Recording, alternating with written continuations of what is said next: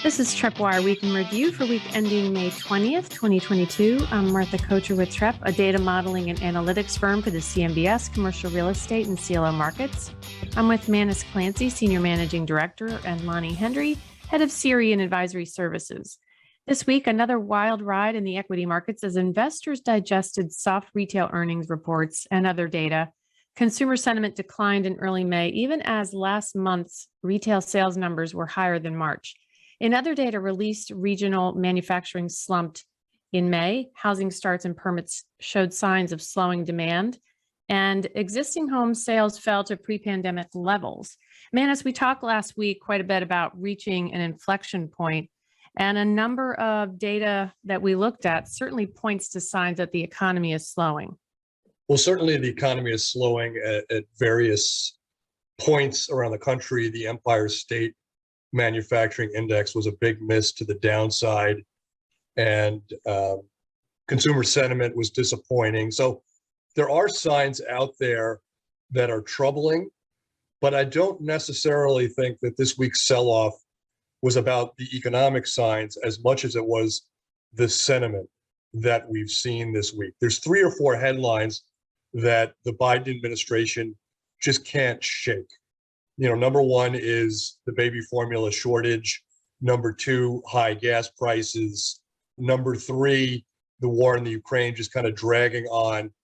When you throw this one on top of the other, you get this picture of concern among U.S. consumers, investors, workers, and you throw on top of that the nagging inflation numbers.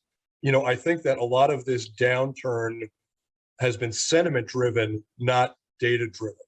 And it makes sense, right? If you're paying 20% more at the grocery store for the same basket of food that you were a year ago, that hurts. If it's costing you $90 to fill up your tank, that hurts, right? So I certainly don't want to diminish the reality of it, but sometimes the market reacts to an inflation number being sharply higher than what was anticipated, or an unemployment number, or a rate shock. This seems to be more meat and potatoes driven pocketbook issues from the U.S. consumer. Yeah, I would agree, Manus. I think we've talked about the consumer sentiment the last couple of podcasts, and we were talking about that inflection point about a month or two ago, and we're just starting to see that play out. The nuanced availability of data at this point is really, really significant. I mean, you turn on the news and everyone's talking about the items you just spoke of that President Biden's dealing with.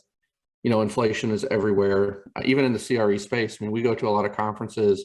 We had a symposium for our clients last week.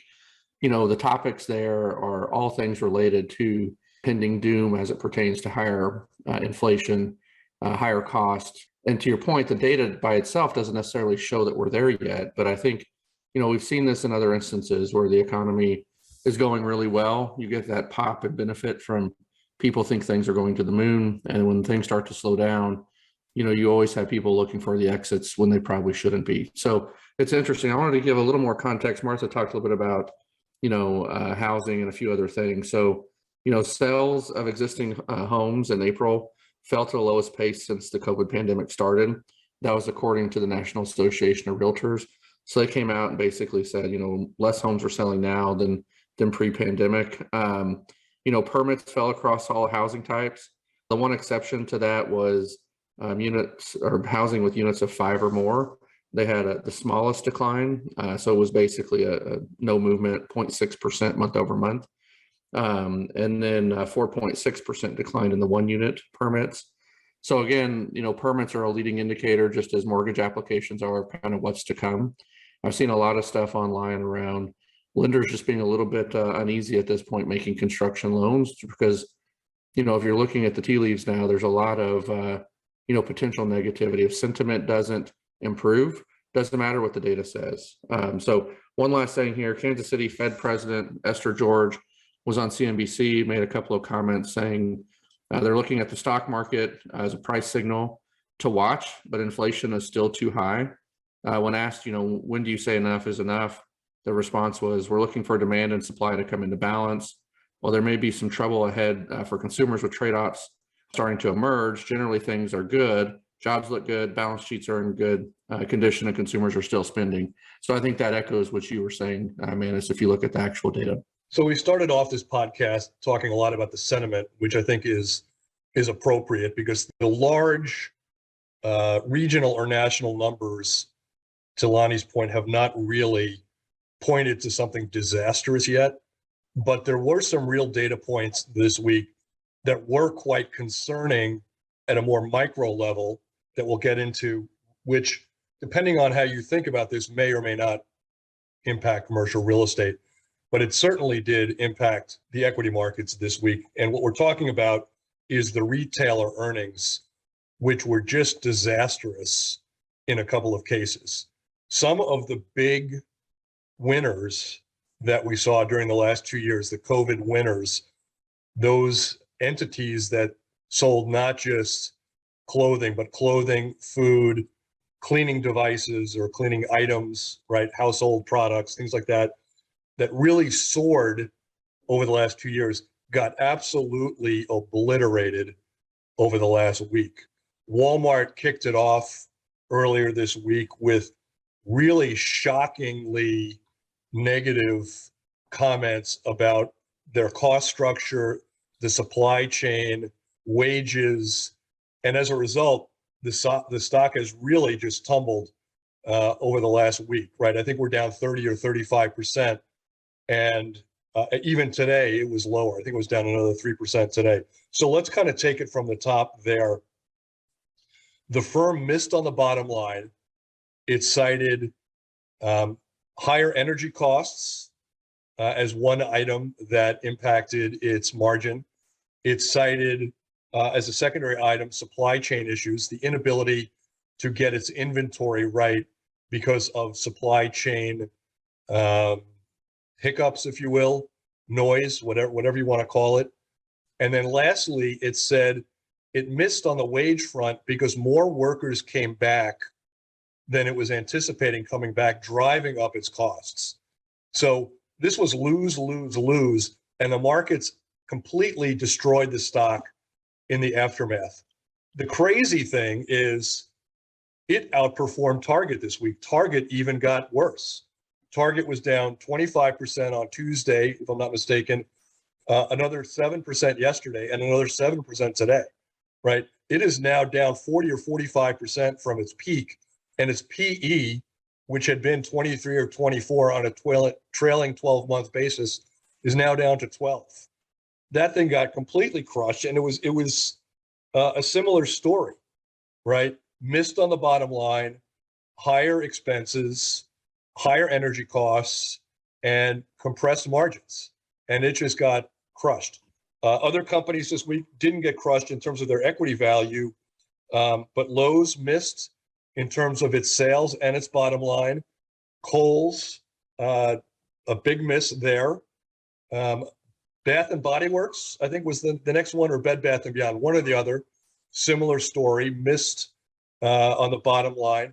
And you're seeing a trend here that, you know, if the macro data didn't tell a story, this might be telling a story that, you know, between higher product costs, higher operating costs, higher wage problems, right? This might be the canary in the coal mine that says things are a lot worse than we think.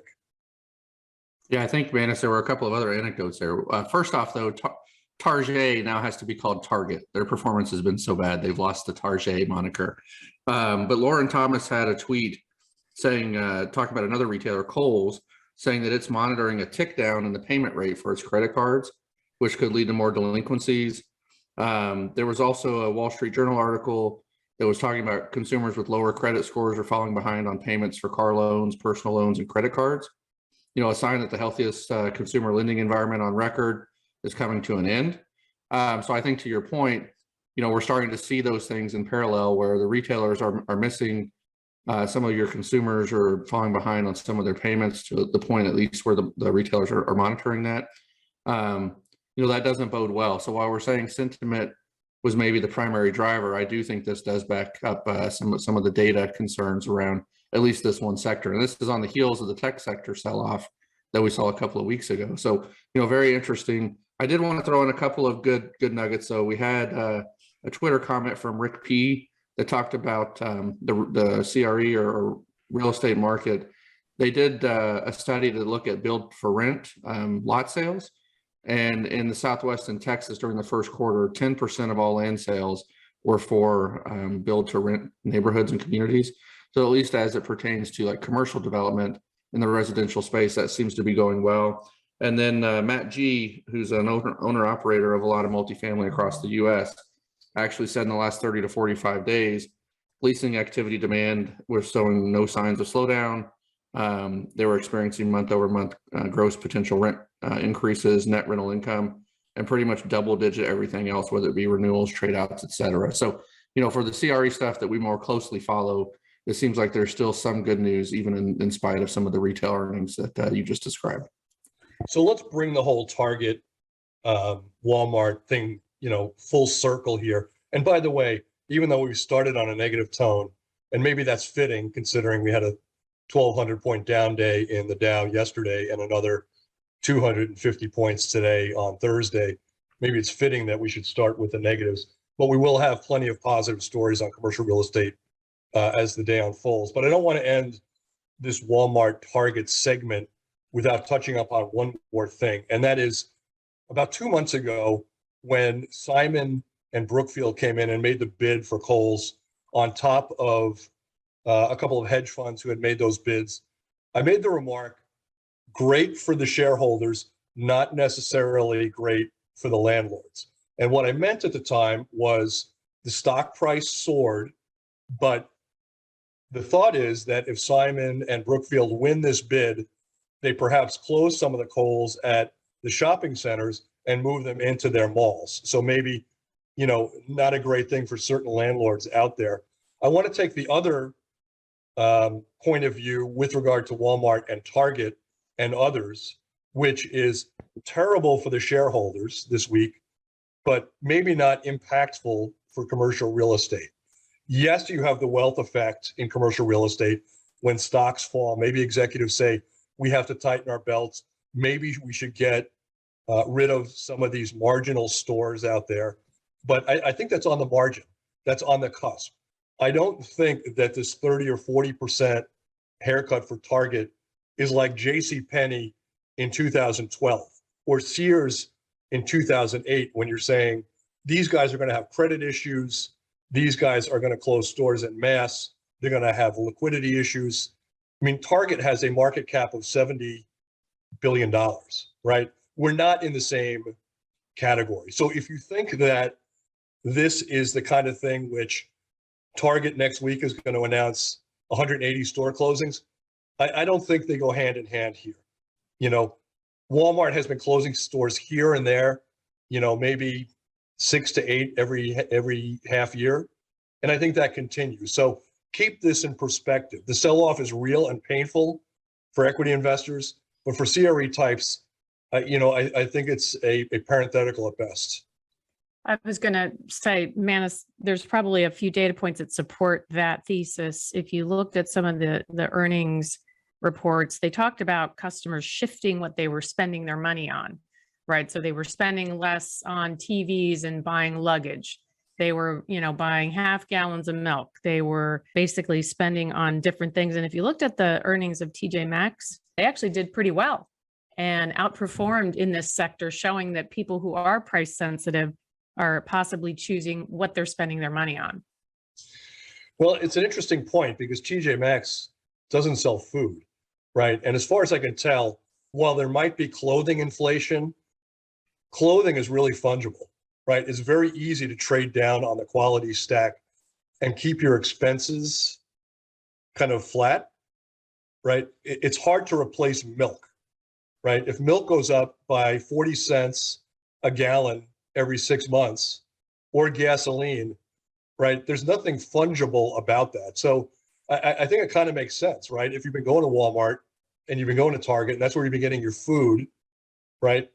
Maybe you're forced to, go somewhere else, maybe a Save a Lot or something like that, and that impacts you. If you go to TJ Maxx, right, you're just going from, Lonnie's designer jeans maybe to those big boy Lees. I don't know. Right, or the Wranglers. I don't know. What is the low end jean these days? I don't wear a lot of denim anymore ever since I got out of my 30s.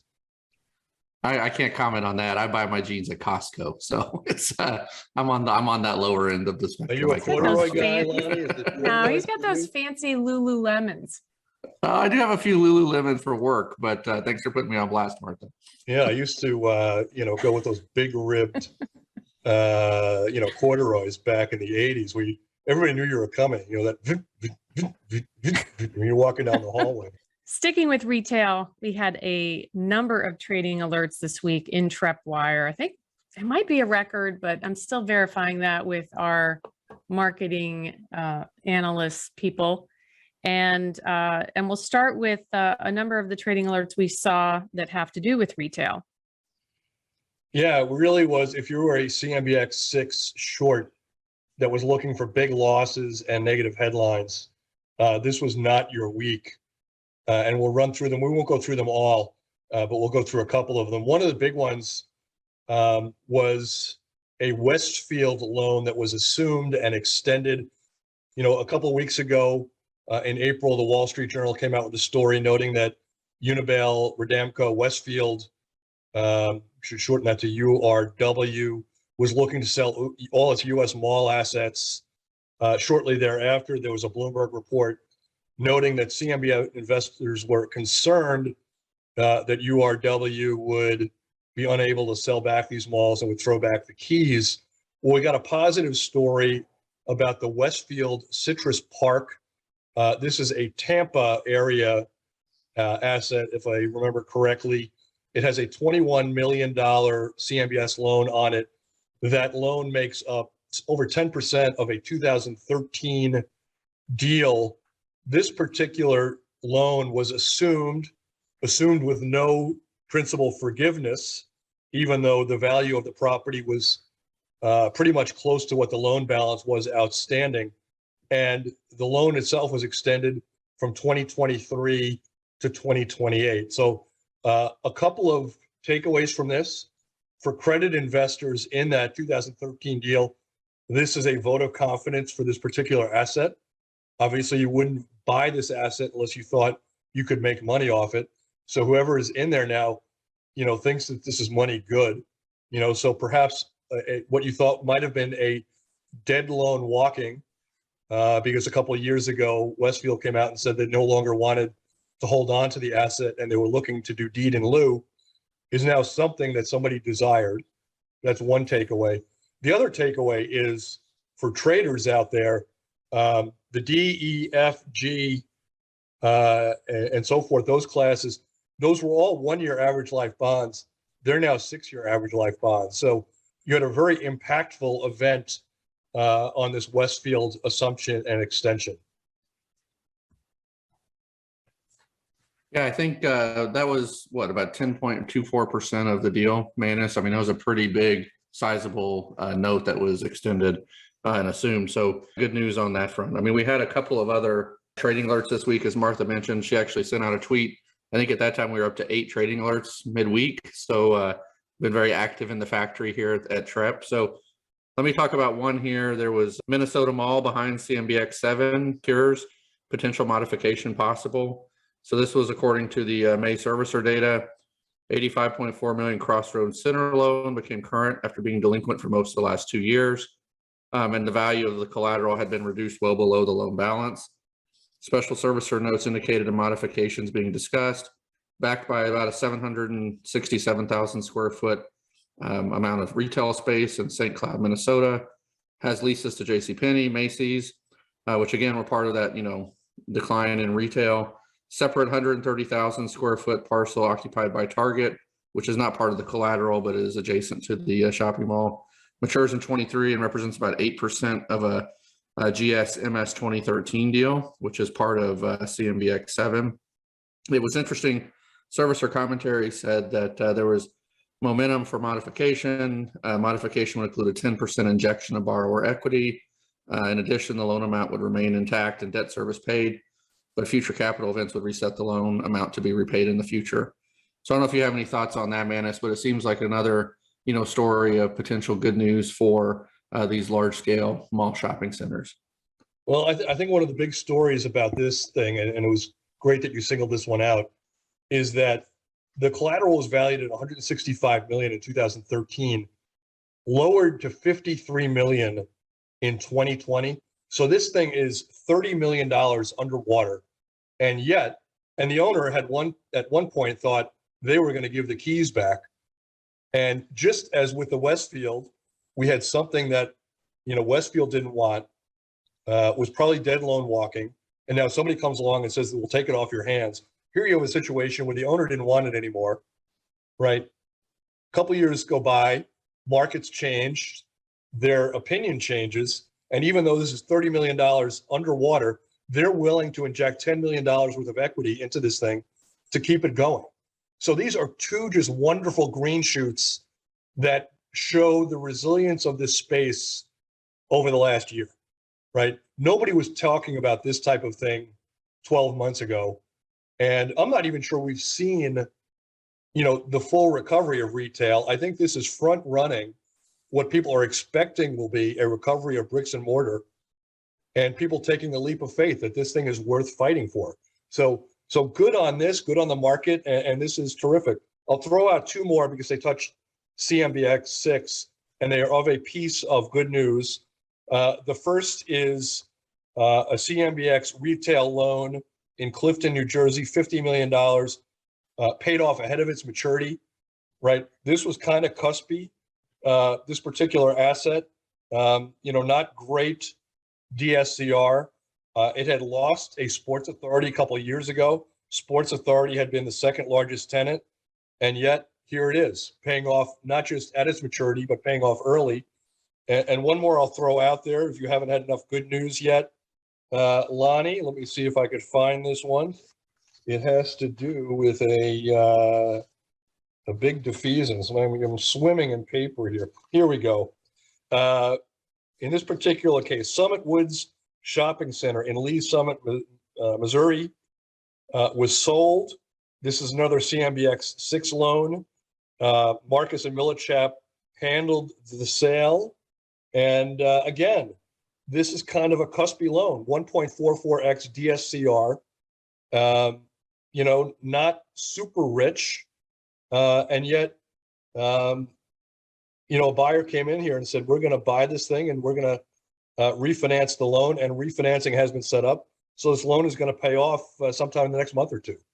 So, Yeah. In a week where we've been swimming with negative headlines and bad retail earnings, there are plenty of green shoots out there. I think what's interesting on that one, Manus, is they actually listed in the notes that the tenant roster was strong and actually helped propel this deal. So the tenant roster included Lowe's, Kohl's, Best Buy, and TJ Maxx. So some of the ones we talked about today. And about $7 million in principal had been erased on this deal since 2014 when the loan came out of its interest-only period. So property was valued in 2012 at about $94 million. So, I could go on and on. I have 6 or 7 more of these things, either loans getting defeased, meaning they've been refinanced and treasuries are replacing the collateral there, or in a couple cases, we saw indications where troubled loans by bankrupt REIT CBL being flipped from either going to foreclosure or undetermined special service or workout indications to an expectation of full payoff. And if you're our client and you get TreppWire every day and you miss these, go back and see them. And in the case of, let's say, the Westfield loan, if you're not a client, we'll share that with you as a freebie if you reach out to us on Twitter or via email or social media. After all that positive news, I almost don't want to ask about the crabgrass, but there's a little bit of crabgrass in this retail sector. And before I get to the crabgrass, I got to ask you guys, last week I talked about, has Linda Amin, right? That when in days of market volatility, like all this craziness, I'm flipping on Bloomberg at 10 o'clock at night and I got to find out, like, what are the futures looking like?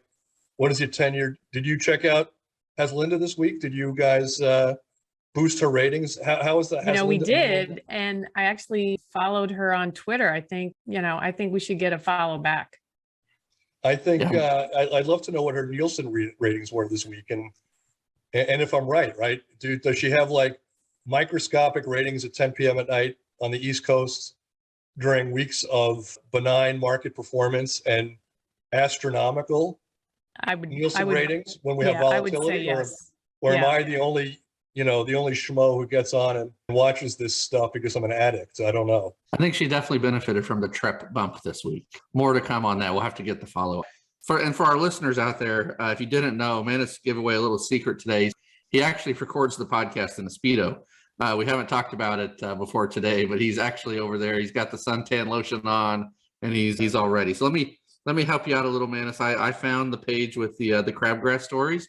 I know you're intimately familiar with them, so I'll toss them out and then let you opine on them. But I think one of the big ones was the 2012 mall loan headed to special servicing with a note saying that they're facing imminent maturity default and they're requesting an extension. So in the May servicer data, 140 million Westfield Main Place loan has been sent to special servicing. The remittance comments indicate the loan is facing an imminent maturity default on June 1st of 22. And the servicer is evaluating the borrower's request for an extension of the maturity date. So this is a pretty large deal. It's a 2012 UBS BM deal. Main Place note makes up about 34% of the collateral. And it's about a 620,000 square foot retail mall space in Santa Ana, California. And it should be noted that Westfield, which has been in the news, announcing, as you mentioned a moment ago, Manus, their intention to sell off the mall, as they no longer own the mall. It was sold in 2015. So I don't know if you have any thoughts or comments that you'd like to add to that Crabgrass story. No, I think you covered it very well. I'm still, just reveling in the fact that you didn't share with our audience how to wear an extra small Speedo. I'm so glad that you kept that from the masses. And it's cheetah, it's leopard print or cheetah print. I can't see it. So That's right. Yeah, we're going That's to have right. to follow that up with a photo on some social media posts for Yes. sure. We do have one more piece of Crabgrass. I'll give everybody a second to get that image out of their head. The upstate New York mall that we've talked about quite a bit, the Dynasty, it's one of the biggest malls in the U.S. Destiny? Destiny, what did I say?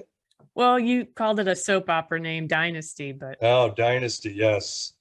One of my, my shows from my teenage years.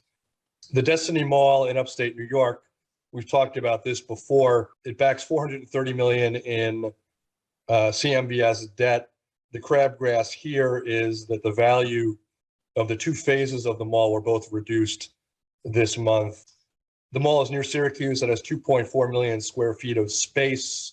One of the phases, phase two, the value was cut marginally by about $5 million. But phase one, the value was lowered from 118 million to 67 million. So between the two pieces, you now have aggregate value of about 150 million, backing 430 million worth of CMBS debt. So this is probably a series of SASB bonds that were probably trading deeply in the discount bin before this, and now they're probably trading at the deeply discount bin at this point. I think the loan matures on that one in June too, Manus, just to add more trouble to it. So those values are still above land value, but not by much. shifting to office, we saw a couple of stories before we get into some of the credit stories we cover.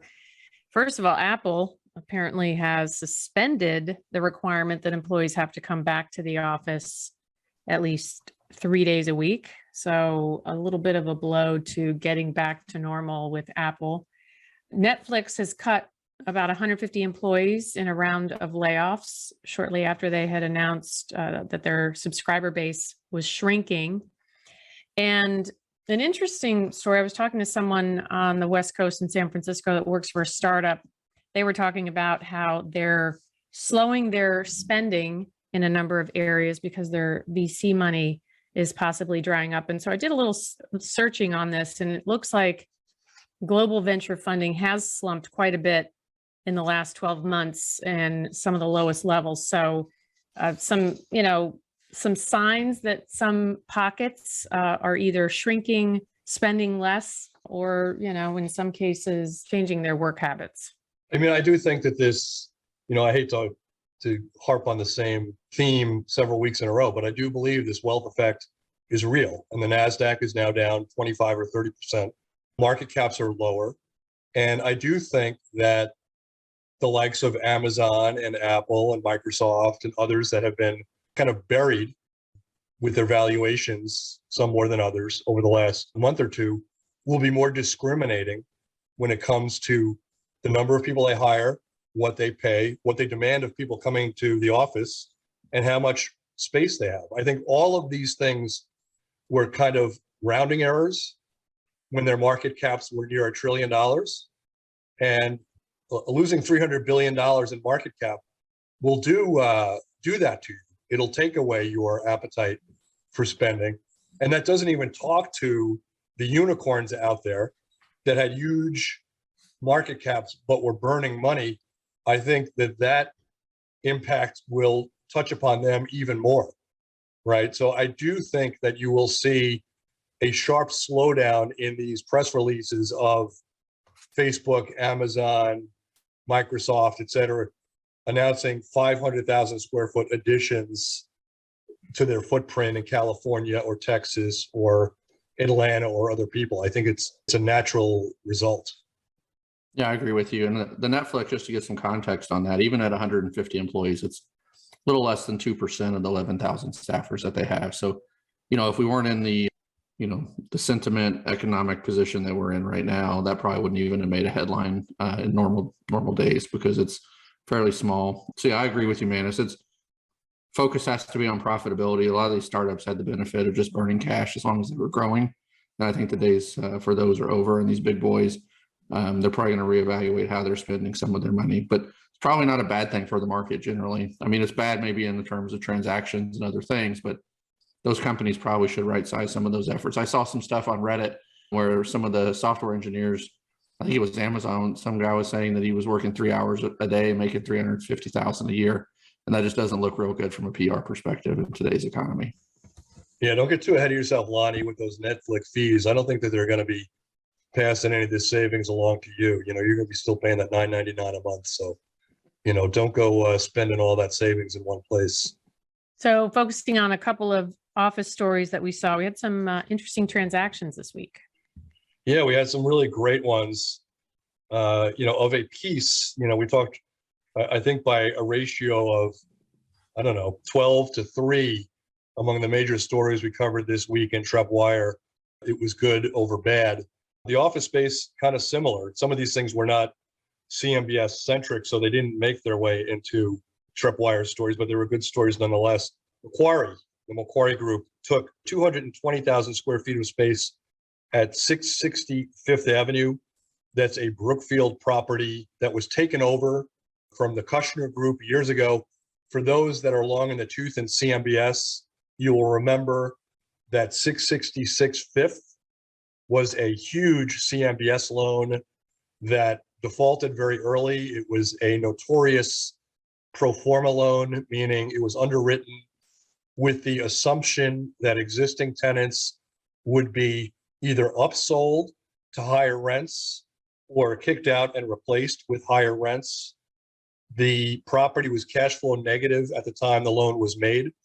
It had a 0.65x DSCR as is when the loan was made in 2007. The property was larded up with about $2 billion worth of debt.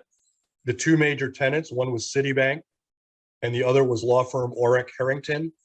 Both, instead of upticking from $40 a square foot, which is where they were, to $100 a square foot, which is where people thought they would go, they ended up leaving the premises. The value of the property was cut substantially by $500 or $600 million, if I'm not mistaken. The loan was restructured. Brookfield came in and eventually paid off the lower balance of the loan, handing CMBS investors a sizable loss. But they've been renovating the property ever since, and Macquarie Group now represents their first headline tenant. So good on them for that. We did see another sale there, Lonnie. You wanna take that one? The Lake Zurich? Yeah, it's a Lake Zurich campus. So we've talked a lot about offices. We talked a lot about campuses. This is a really large suburban office deal, the largest one since 2005. Deal shows investors that people are willing to pay for large office campus properties with long-term stable income. New York real estate investor last week paid $190 million for the 164-acre corporate office campus in Lake Zurich, highest price paid for a suburban Chicago office property in 17 years. It shows investor demand for office properties with good tenant, mix, or in this case, long-term tenant with good credit. What's interesting here, man, is I think we've seen a significant downturn in retail and hotels in Chicago, but this is probably the third or fourth pretty good suburban office story that we've had over the last couple of months. And this is a pretty big one. 164-acre campus, almost $200 million is really significant. Spring Valley, New York based, Northeast Capital, bought the nearly 1.1 million square foot Kempner Lakes Business Center in the far northwest suburb, according to a source familiar with the sale. So again, just a good story as it pertains to large scale office in a market that's seen some CRE trouble. Yeah, I mean, even before COVID, that I-90 stretch outside of Chicago was really a disaster. They had lost a lot of tenants, either to out of state. They had lost Office Depot, I think, their headquarters there. They had lost AT&T. Both of those loans had huge losses. We've seen another, Zurich was another one that had moved out of the suburbs back to downtown. McDonald's had done the same. We saw the headline recently of Boeing leaving Chicago altogether, or not altogether, but largely to move to Arlington. So, we singled this story out just because it is such a great headline story for that market. Big campus, big price tag, and not a downtown lakefront area where that has done so well in the last 2 years. This is a terrific story from my perspective. So we had one more office story here, man. It's Boston Properties expanded its presence in the Seattle market with an acquisition of Madison Center, about a 761,000 square foot office tower. The deal priced at about $730 million. Largest multi-tenant office sale in the U.S. so far in 2022. The facility, Madison Center, is 93% leased, has over 20 diverse office clients. So again, the co-head of U.S. Capital Markets at Newmark said this is the largest multi-tenant office sale in the nation, and the asset garnered significant investor interest globally. So I think we've seen Seattle has been a pretty hot market. We had some, maybe Crabgrass news there with Amazon and some of the office workers, not going into the office in Seattle. But I think this bodes well for that market of $730 million deal and a really large center in that Seattle office space. I'm going to throw one more story out there. This is kind of in the other category, which we can throw into kind of an office-centric segment here. It's another piece of green shoots. In fact, I'm not even sure we have an office Crabgrass story today. This is One Times Square. A $208 million loan was defeased this month. It sounds like it should be an office loan, and it is part of an office building, but the collateral is not office. The reason this caught my eye is that the collateral, other than a Walgreens store in the ground level area of the particular location, the predominant amount of the collateral was signage in Times Square, right? And for the last 2 years, you can imagine those signs have been neglected, right? In terms of eyeballs, right? Nobody going through Times Square for 2 years. There was also a DSCR under 1.0x in 2021 for two reasons. One, the signs were being renovated, which had something to do with them being offline. But in addition, the owner had said firms were opting for shorter leases, right? They didn't want a 10-year lease for the signage to perpetually market those Wrangler jeans that Lonnie loves so much, right? They wanted things for 6 months or a year to target the release of a new product, a new offering, a new announcement, something like that. And we thought for a while that this was going to be problematic loan, like this might be a CMBS purgatory type story. And yet in May, this loan became defeased. So another happy story in an episode that seems to have no end to happiness so far. Shifting to hotels, we've got a couple stories in hotels. This is from Globe Street. And I'm not sure I'm going to get all the facts right because they're a little bit written in such a way that I'm not sure I completely understand them. Maybe Lonnie can help me peel back the onion here. But the headline is Summit Hotels sold the Hilton Garden Inn San Francisco Airport North for $750 million.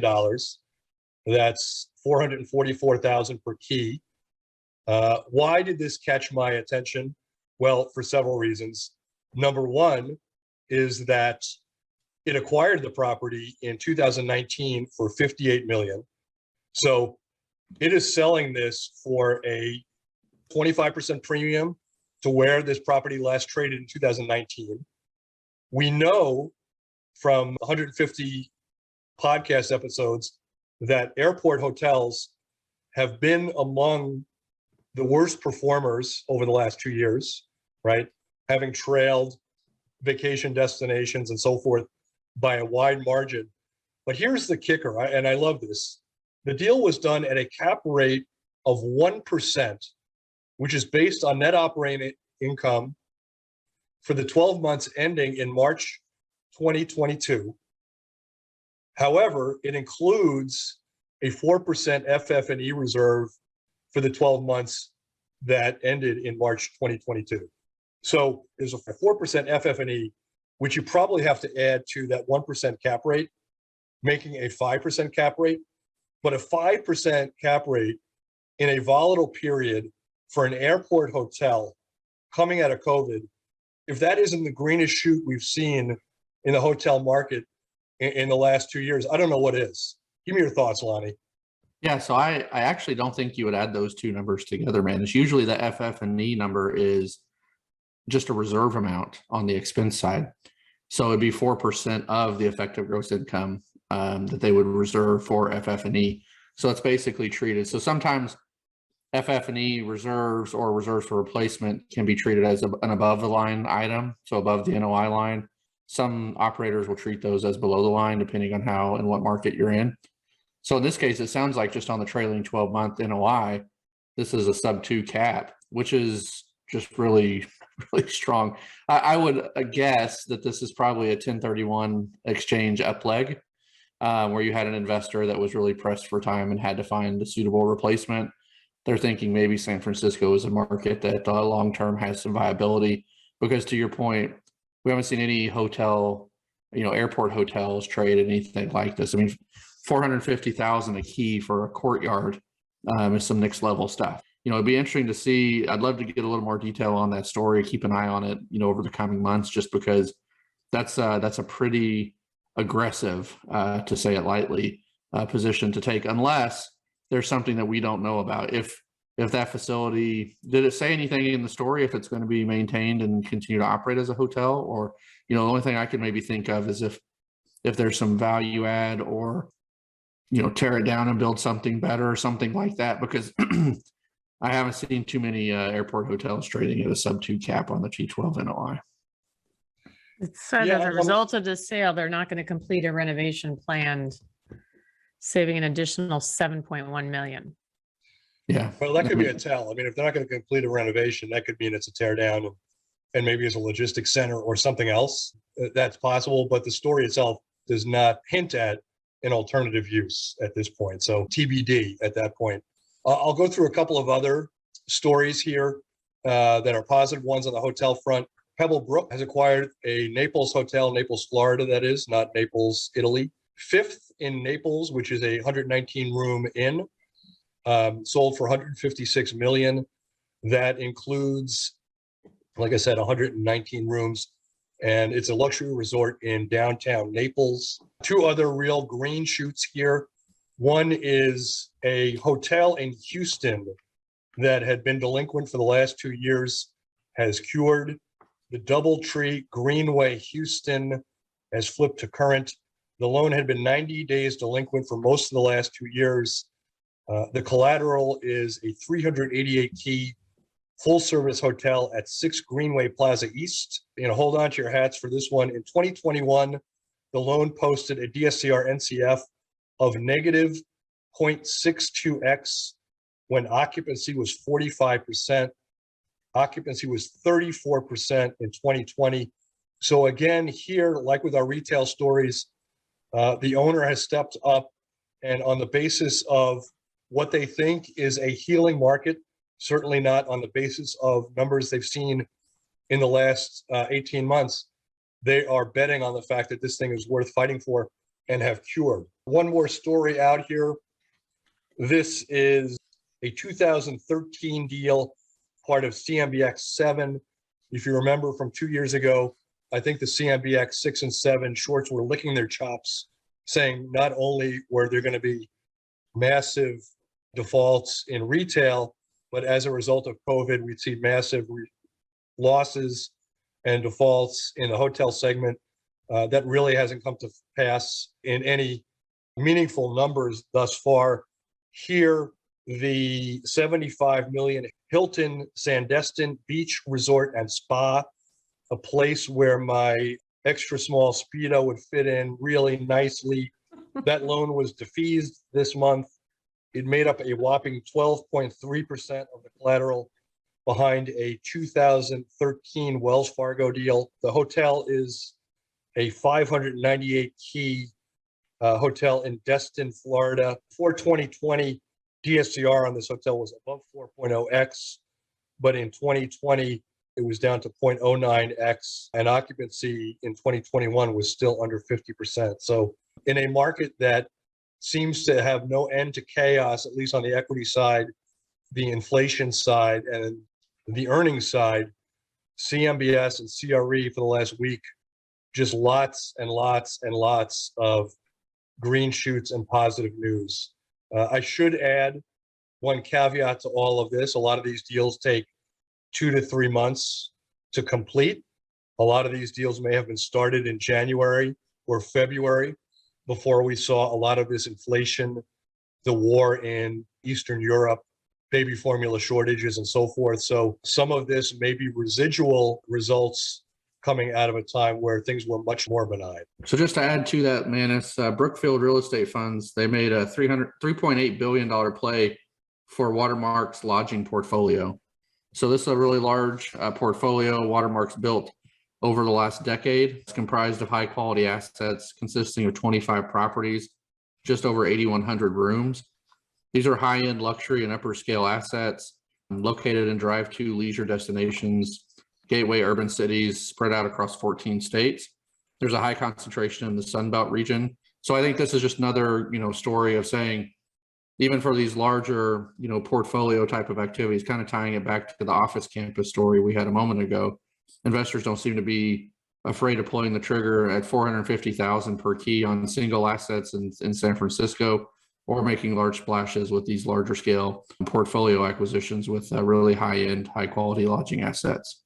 I've been very positive here. We did put that disclaimer in a minute ago about how a lot of these deals take a while to get through the sausage maker, and some of these may have come to fruition now, but we're in the pipeline in February.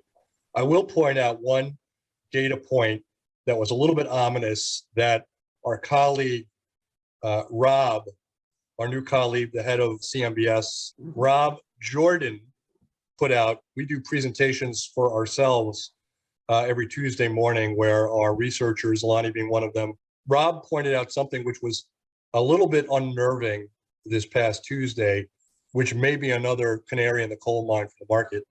And that is citing Commercial Mortgage Alert research that in Q1, bond issuers, CMBS issuers, I believe it's conduit issuers, lost money on their conduits for the first time in a long time, in recent memory. So ever since 2017, when Dodd-Frank kicked in, issuers are obligated to reveal what their profit is for every securitization. And normally these profits run into the low to mid single digits, right? A deal that is not terribly profitable might make 3%. A deal that is moderately or better than that, maybe 5%. And if you really hit a home run, maybe 6 or 7%. In the first quarter, the average issuer lost 1% on their deals. How could anybody lose money, you might ask? Well, these deals, people make loans, banks make loans, they warehouse them, they hedge them against interest rate moves and credit moves. And if all works out, they will make a profit. But sometimes their hedges widen more than cash bond spreads widen.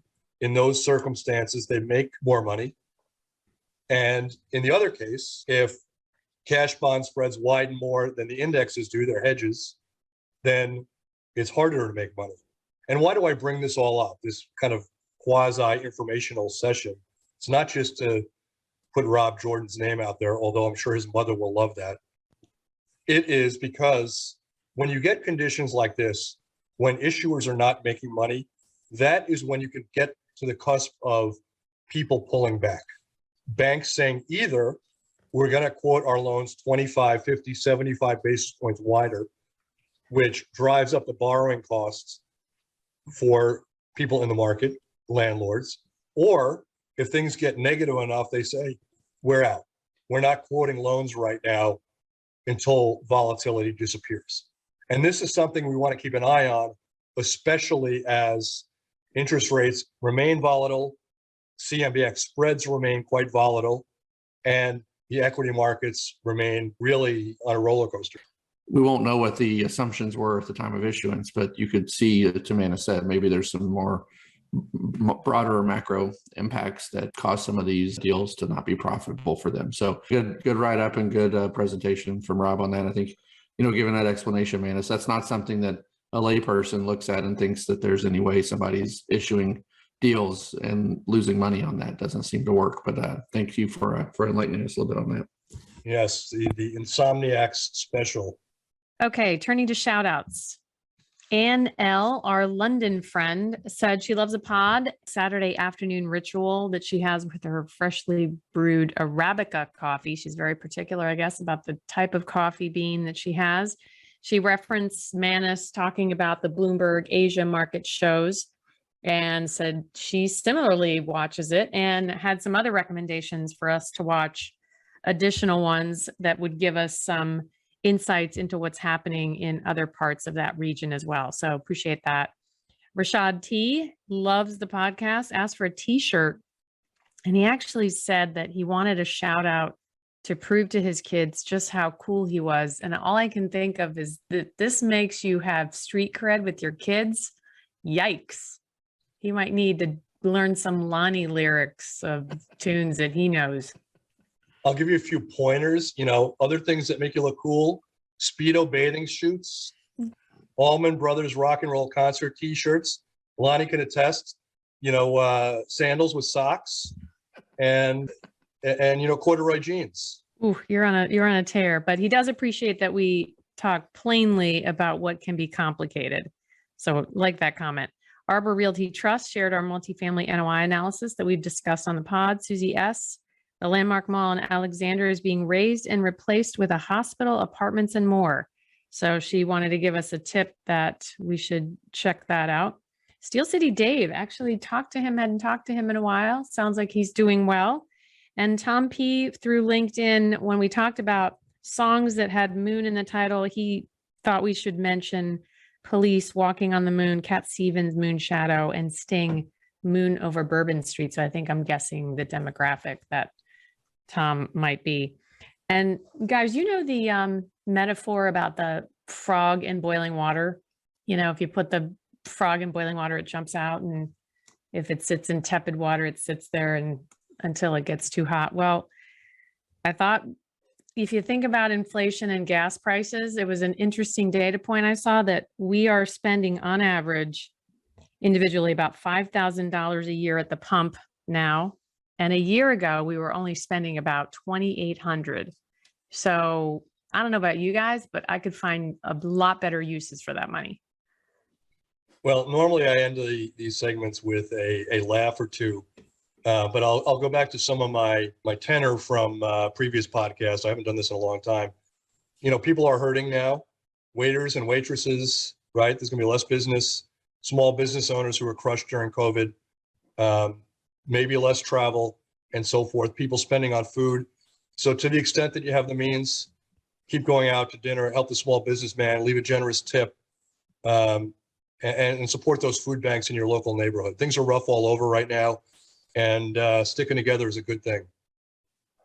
Yeah, well, I would say I've seen this, it's anecdotal, but if you go to the gas station and just look at the most recent expenditure for the last person that pumped the gas, it's not uncommon to pull up to the the gas pump and see somebody with $12 or $22, they're not filling up for that. So I think it is, it's definitely a challenge. I mean, $1,200 a year for some folks at $100 a month, that's a large expense that they can't avoid. So hopefully we can get some relief at that, with that. I know we've talked a little bit about legislative efforts and other things at a state level to try to help with that. But I echo Amanda's sentiment. If you have the means, make sure you're taking care of folks that are struggling during this time.